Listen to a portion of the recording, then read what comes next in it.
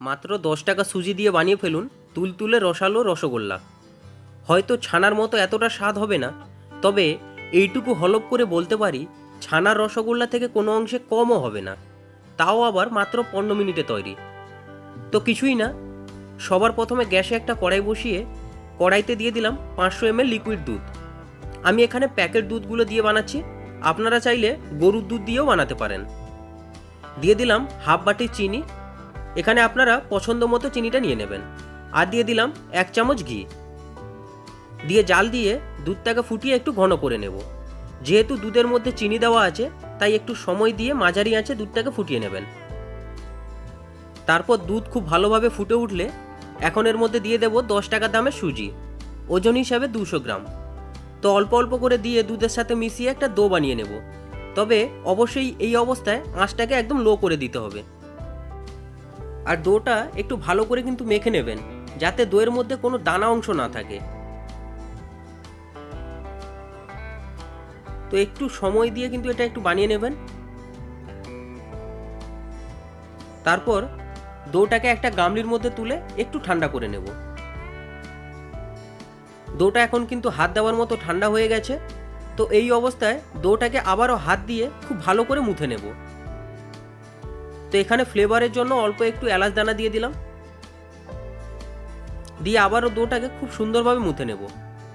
তবে এইটুকু মনে রাখবেন, ডোটা এরকমভাবে মাখতে হবে যাতে ডোটা একদম সফট হয়ে যায়, তা না হলে পরে মিষ্টিগুলো কিন্তু ফেটে যেতে পারে।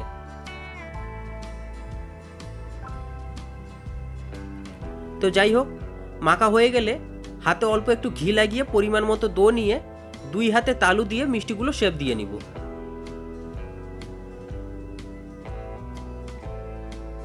দেখুন একটা হয়ে গেছে, কত সুন্দর হয়েছে দেখুন, আর একটুও কিন্তু ফাটা দাগ নেই।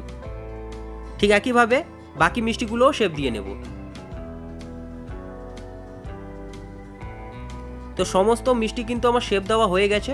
আর দেখুন মাত্র 10 টাকা সুজি দিয়ে কতগুলো মিষ্টি হয়েছে। এবার গ্যাসে আবারও কড়াই বসিয়ে কড়াইতে দিয়ে দিলাম 1 বাটি চিনি।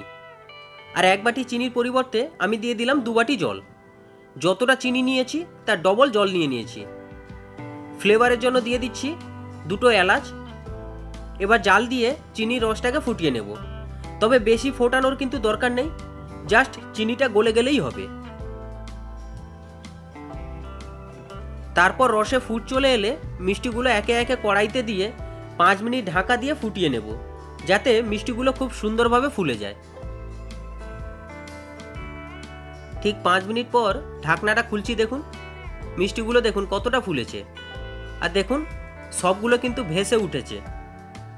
দোকানিরা এই অবস্থায় মিষ্টিগুলো তুলে আলাদা রসের মধ্যে কিন্তু ডুবিয়ে রাখে, তবে আমরা বাড়িতে বানাচ্ছি তো, তাই এই একই রসের মধ্যে মিষ্টিগুলোকে গ্যাস অফ করে আরও 10 মিনিট ডুবিয়ে রাখবো, যাতে মিষ্টির মধ্যে খুব ভালোভাবে রস ঢুকে যায়।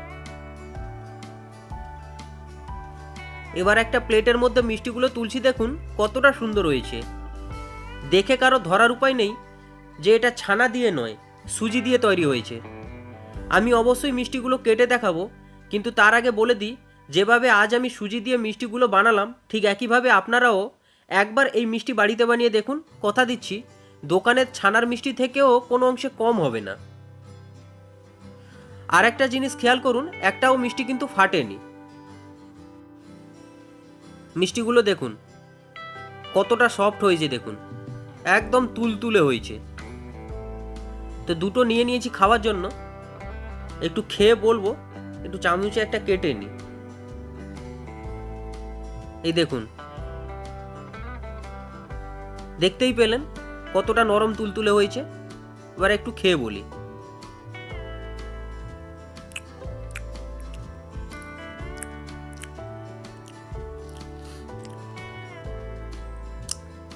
সত্যি বলছি বন্ধুরা, আগেই বলেছি যে ছানার মিষ্টি থেকে কোনো অংশে কম হবে না, একদম 100তে 100% সত্য।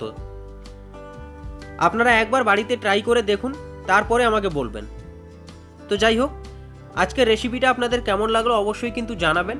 ভালো লাগলে লাইক কমেন্ট শেয়ার করবেন এবং চ্যানেলটাকে কিন্তু অবশ্যই সাবস্ক্রাইব করে নেবেন। তাহলে দেখা হচ্ছে পরের কোনো নতুন একটি রেসিপি নিয়ে। ততক্ষণ সুস্থ থাকবেন, ভালো থাকবেন আর সাবধানে থাকবেন। ততক্ষণের জন্য সবাইকে টাটা।